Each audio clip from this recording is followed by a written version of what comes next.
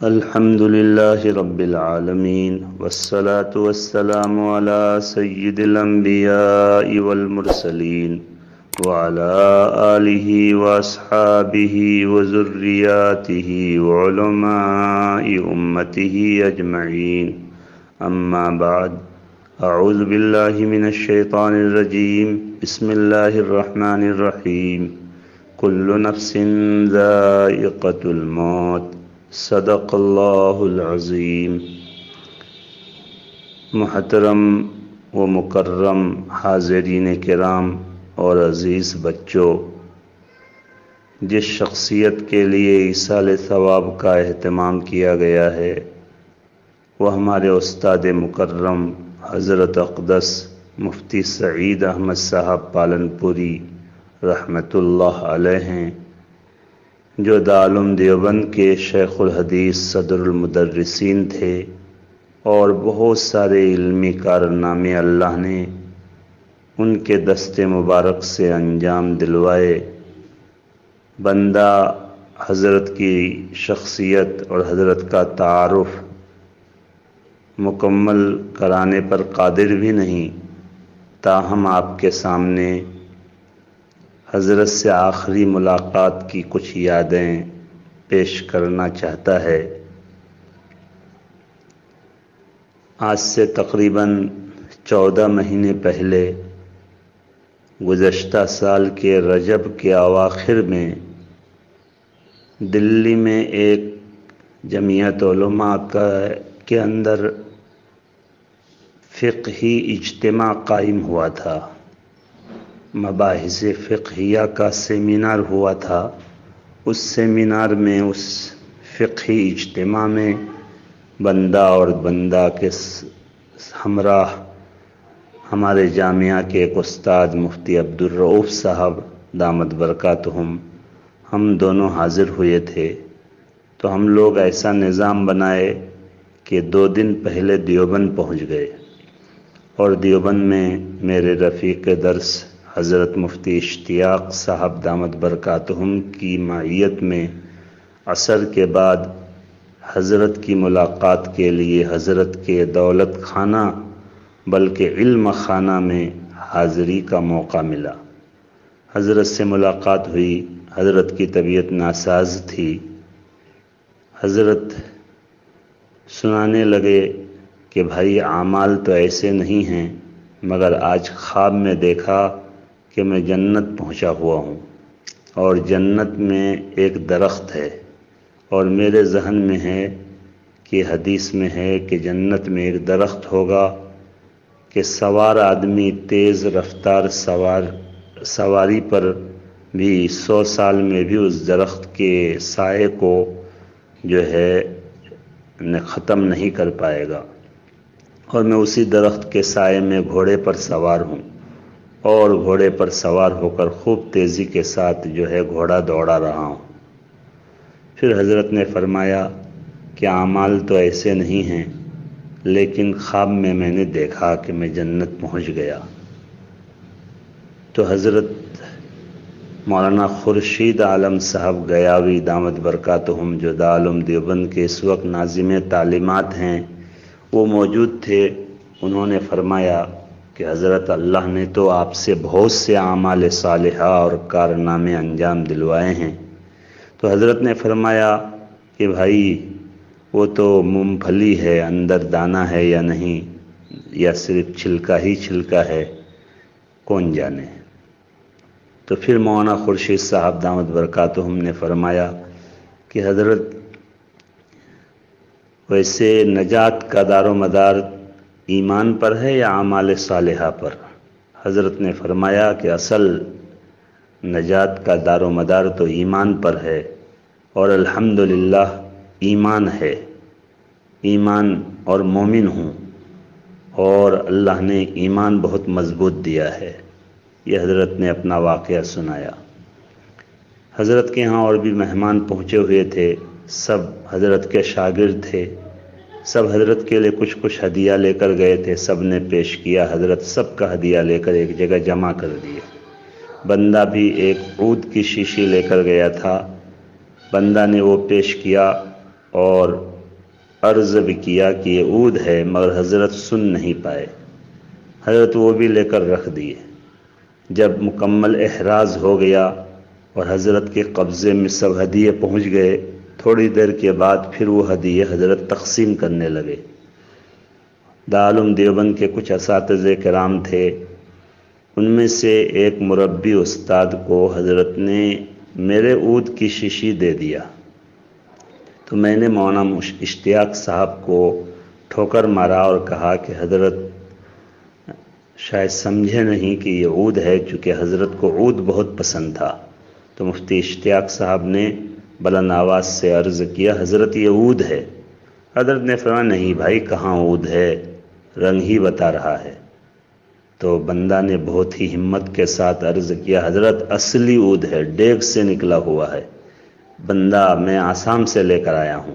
تو حضرت نے کھول کر خوشبو سونگا اور فرمایا کہ ہاں بھائی اصلی عود ہے، مگر اب تو دے دیا۔ اور وہ یہ کہہ کر پھر ان صاحب کو حضرت نے دے دیا۔ بندہ آگے بڑھ کر ان صاحب کو عود کی ایک دوسری شیشی جو اس سے کچھ ہلکے درجے کی شیشی تھی وہ دے کر میں نے کہا کہ یہ آپ مجھ سے معاملہ کر لیجئے، یہ آپ لے لیجئے، وہ آپ والا میرے پاس دے دیجئے، مجھے فروخت کر دیجئے۔ چنانچہ وہ صاحب فوراً دے دیے۔ میں نے وہ لے کر پھر حضرت کی خدمت میں پیش کیا اور عرض کیا، حضرت میں نے اب معاملہ کر لیا، اب پھر دوبارہ میرے ملکیت میں یہ آ گیا۔ تو حضرت اور وہ صاحب بھی کہنے لگے، نہیں حضرت یہ رکھ لیجئے، میری بھی خواہش ہے کہ آپ رکھیں۔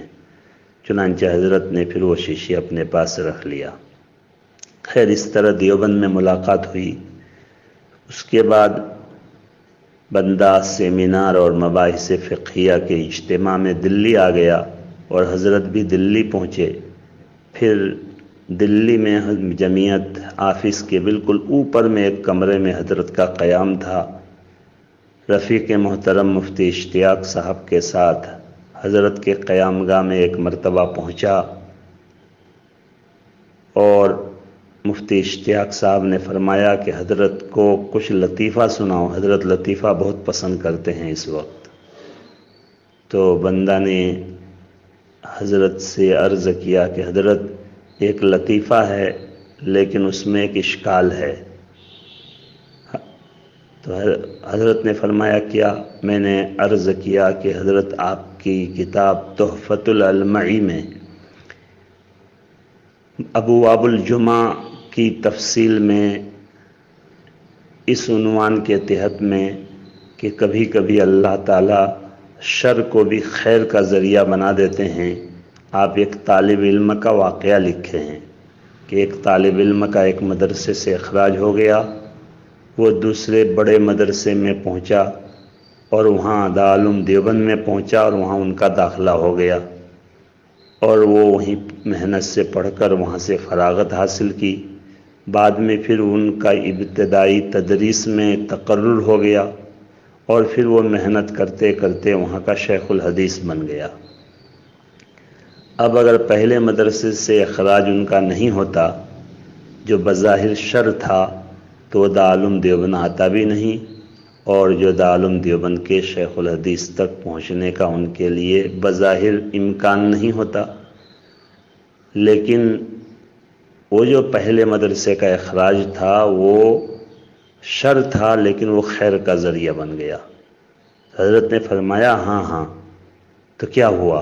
تو بندہ نے عرض کیا، حضرت اگلی بات یہ ہے کہ رحمت اللہ الواسعہ میں آپ نے لکھا ہے کہ وہ میرے زمانے طالب علمی کا واقعہ میں نے تحفۃ العلمعی میں لکھا ہے۔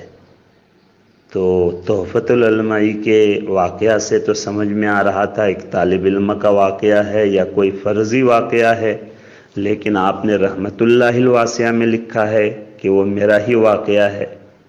تو حضرت نے فرمایا کہ ہاں بھائی وہ میرا ہی واقعہ ہے اور میرا مظاہر العلوم سہارنپور سے اخراج ہوا تھا اور ایک چھوٹی سی بات سے اخراج ہوا، پھر بہت سفارش کے بعد بھی داخلہ نہیں ہوا تو میں دارالعلوم دیوبند آ گیا اور وہاں الحمدللہ داخلہ ہوا اور وہاں سے فراغت ہوئی۔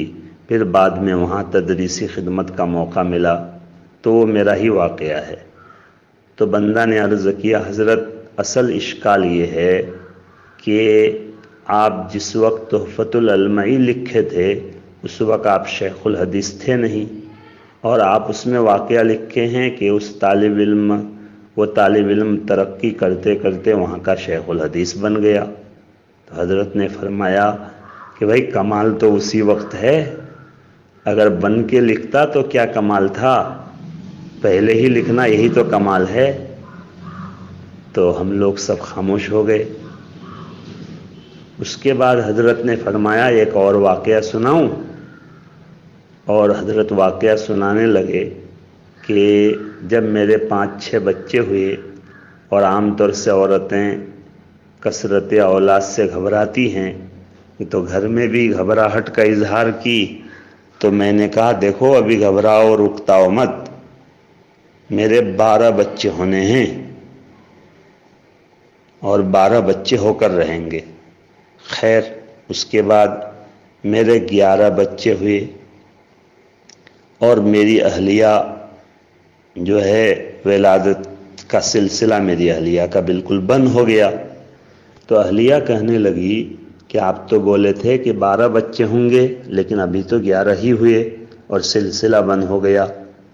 تو میں نے عرض کیا کہ ہوں گے تو 12 ہی، اب اس کی صورت کیا ہوگی یہ مجھے نہیں معلوم۔